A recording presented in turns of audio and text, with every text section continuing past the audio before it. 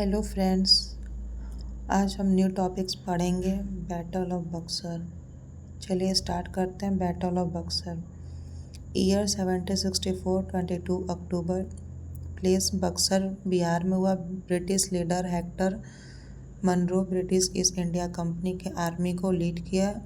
Indian side leader Mir Qasim Bengal के former नवाब थे जो कि ब्रिटिश के अगेंस्ट थे। शुजाउद्दौला अवध के नवाब और मीर कासिम के सपोर्टर थे।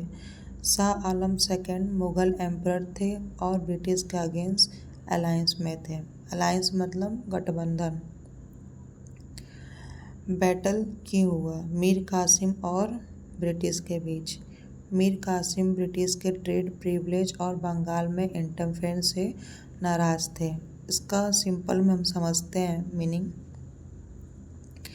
ब्रिटिश को स्पेशल राइट्स मिला था ट्रेड करने के लिए और ब्रिटिश जो थे बंगाल के मैटर में इंटरफेयर करने लगे थे। इसी वजह से मीर कासिम इनसे नाराज थे।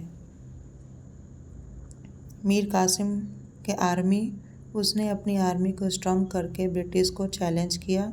अलायंस मतलब गठबंधन। मीर कासिम ने सिराजुद्दौला और शाह आलम सेकेंड के साथ अलायंस बनाया मतलब गठबंधन बनाया इन तीनों के साथ। मेन एम क्या था? ब्रिटिश ईस्ट इंडिया कंपनी की ग्रोइंग पावर को और रोकना चाहते थे। अब पढ़ते हैं बैटल में क्या हुआ था। 22 अक्टूबर 1764 बक्सर में ब्रिटिश आर्मी और इंडियन रूलर की कंबाइंड आर्मी के बीच बैटल हुई।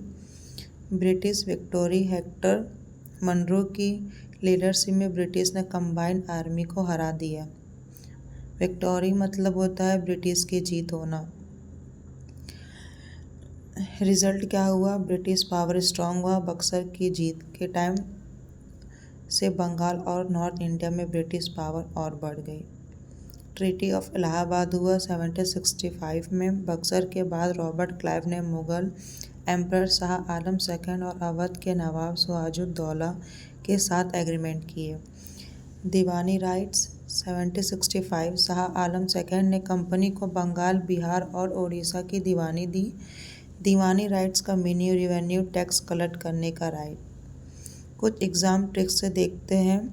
यूपी पीसीएस एग्ज़ाम में क्रोनोलॉजिकल ऑर्डर में भी क्वेश्चन आते हैं जिसमें मैचिंग करने के लिए आते हैं। इसके लिए ये नोट्स याद करना बहुत ज़रूरी है।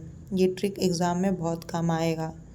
Hector Munro British commander, Mir Qasim Bengal के फॉर्मर नवाब सिराजुद्दौला अवध के नवाब शाह आलम सेकेंड मुगल एम्परर।